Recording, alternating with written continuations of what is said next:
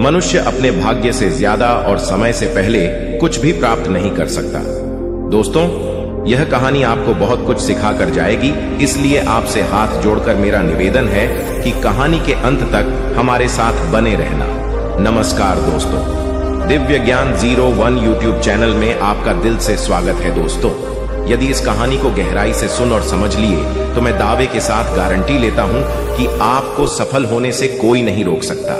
तो चलिए कहानी को अब शुरू करते हैं। एक जोहार नगर के निवासी लाला राम नामक बनिए का लड़ैच का 100 रुपए मूल्य वाली एक पुस्तक खरीद लाया। उस पुस्तक में एक स्थान पर लिखा था कि मनुष्य अपने भाग्य का लिखा तो बद्दी ही आसानी से पा लेता है, लेकिन जो भाग्य में नहीं लिखा होता उसे जी तो डच परिश्रम करने के उपरांत भी पाने में असमर्थ रहता है। यह एक अटल सत्य है और इसमें परिवर्तन के लिए कोई भी उपाय नहीं है। बनिए ने इतनी महंगी पुस्तक खरीदने पर अपने पुत्र की काफी भर्त्सना की। पुत्र द्वारा अपने निर्णय को उचित बताने पर लाला राम क्रोधित हो उठा और अपने पुत्र को निखट्टू तथा विवेकहीन बताकर घर से निकल दिया। बनिया का बेटा अपने पिता के व्यवहार से दुखी होकर किसी दूसरे शहर में चला गया। जो भी उसके संपर्क में आता तो वह एक ही वाक्य में अपना परिचय देता। मनुष्य अपने प्राप्तव्य को अनायास ही प्राप्त कर लेता है। एक दिन राजा की लड़की सोमवती किसी उत्सव को देखने उस नगर में आई तो उसकी दृष्टि एक सुंदर राजकुमार पर पड़ गई। राजकुमारी ने अपनी एक सखी से उस राजकुमार से अपना मिलाप कराने के लिए प्रयास करने का अनुरोध किया। सखी ने राजकुमार के पास जाकर अपनी स्वामिनी की पीड़ा का वर्णन करके उससे राजकुमारी के पास चलने की प्रार्थना की। राजकुमार ने राजकुमारी की सखी से महल के भीतर गुप्त रूप से जाने का उपाय पूछा तो सखी ने कहा, मैं रात्रि में महल के ऊपर से चमड़े की एक मजबूत रस्सी नीचे लटका दूंगी। आप उसे पकड़कर निश्चिंतता से ऊपर आ जाइएगा। मेरी स्वामिनी आपकी भरपूर आवभगत करेगी। रात्रि होने पर राजकुमार ने मन में विचार किया कि इस प्रकार छिपकर किसी पराई नारी से मिलना सर्वथा अनुचित होगा। राजकुमार ने उधर न जाने का ही निश्चय कर लिया। उधर जब बनिए का लड़का संयोगवश रात में राजमहल के संपी पहुंचा तो नीचे लटकती रस्सी को देखकर कौतूहलवश ऊपर चढ़ गया। राजकुमारी ने उसे ही राजकुमार समझकर उसे छिपाने के विचार से अंधेरा करके उसे अपनी बाहों का सहारा दिया और स्नेह आदर के साथ अपने पलंग पर बैठा दिया। राजकुमारी ने प्रेम भरे शब्दों से पूछा, आप कुछ बोलते क्यों नहीं? यह सुनकर उसने अपना प्रिय वाक्य दोहरा दिया, मनुष्य प्राप्तव्य को अनायास ही प्राप्त कर लेता है।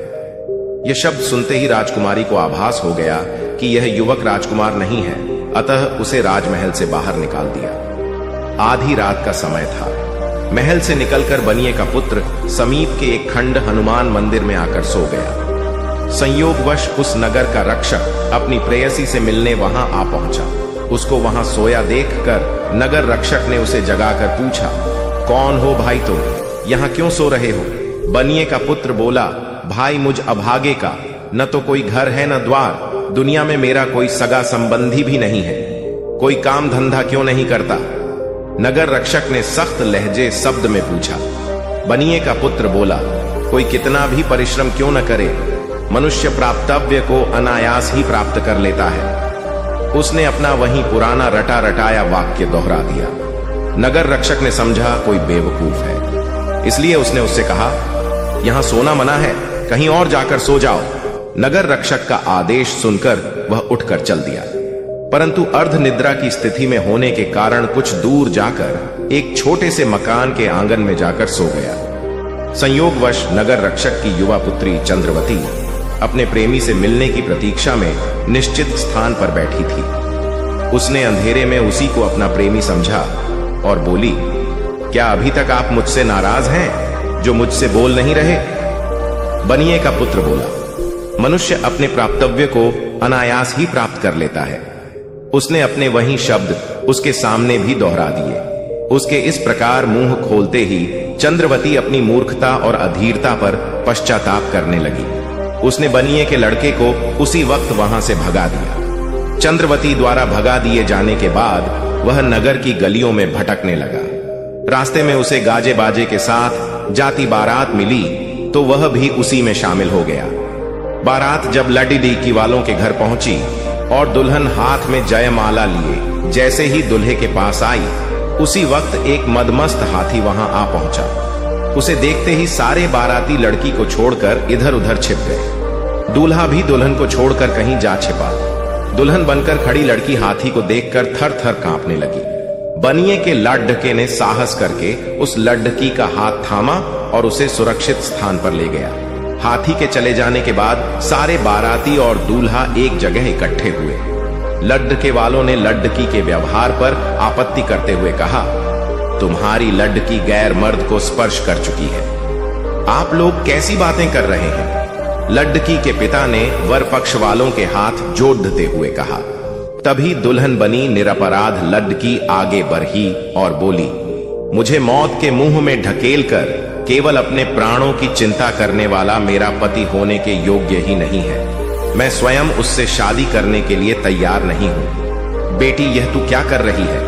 लड्ढकी का पिता घबरा कर बोला, मैं ठीक कह रही हूं पिताजी। संकट में साथ निभाने वाले और अपने प्राणों को संकट में डालकर मेरी रक्षा करने वाले इस युवक से ही मैं विवाह करूंगी। इस वाद विवाद में सुबह हो गई।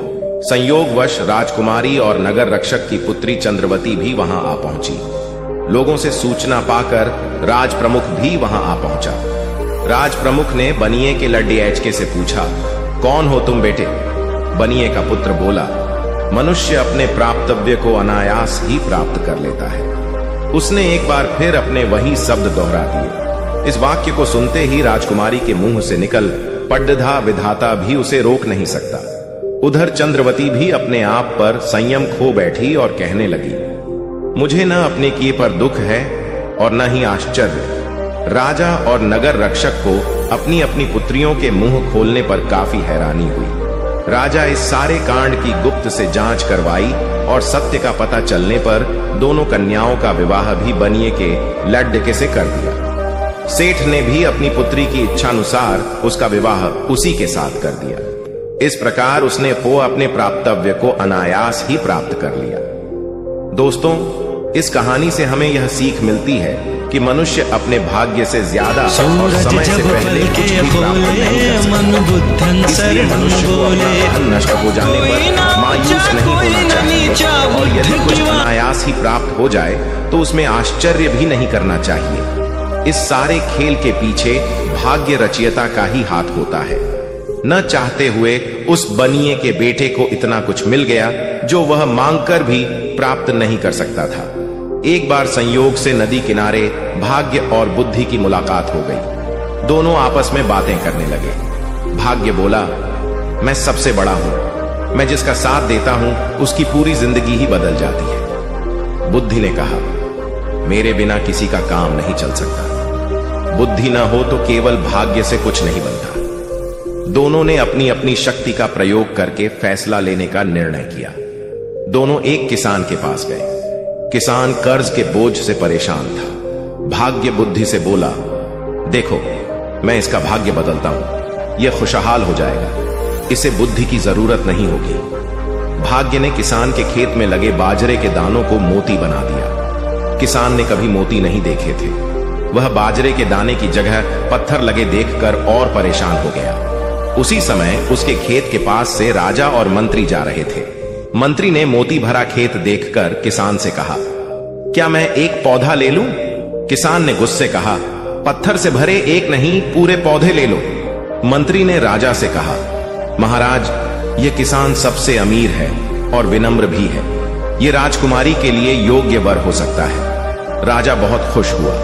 मंत्री ने किसान को एक अशर्फी देकर कहा, युवक, हम तुम्हारा विवाह राजकुमारी से तय कर रहे हैं। किसान की शादी राजकुमारी से हो गई। वह निर्धन से धनवान बन गया। जब राजकुमारी सजी धजी उसके पास आई तो किसान को अपनी दादी की बात याद आई कि एक राक्षसी सुंदरी का वेश बनाकर सुंदर स्त्री हो जाती है। वह राजकुमारी को धक्का देकर वहां से भागते भागते नदी में कूद गया। राजा ने अपनी पुत्री के अपमान के लिए किसान को फांसी की सजा सुनाई। अब बुद्धि ने भाग्य से कहा, देखा, तेरा भाग्यवान बुद्धि के बिना मारा जा रहा है, अब तू देख मैं कैसे बचाती हूं उसे। बुद्धि किसान में प्रवेश कर गई। किसान को राजा के सामने पेश किया गया तो किसान बोला, महाराज, मुझे फांसी क्यों दी जा रही है? राजा ने कहा, तुमने हमारी राजकुमारी का अपमान किया है। किसान बोला, महाराज, मेरी दादी ने बताया था कि यदि शादी की रात कोई पानी में डूबकर मर जाए तो पत्नी विधवा हो जाती है या फिर उस देश का राजा मर जाता है। जैसे ही राजकुमारी मेरे कमरे में आई, मैंने नदी की ओर से हा बचाओ बचाओ की आवाज सुनी और मैंने नदी में डूबते एक युवक को बचा लिया। यदि यह अपराध है तो आपका दंड मुझे स्वीकार है।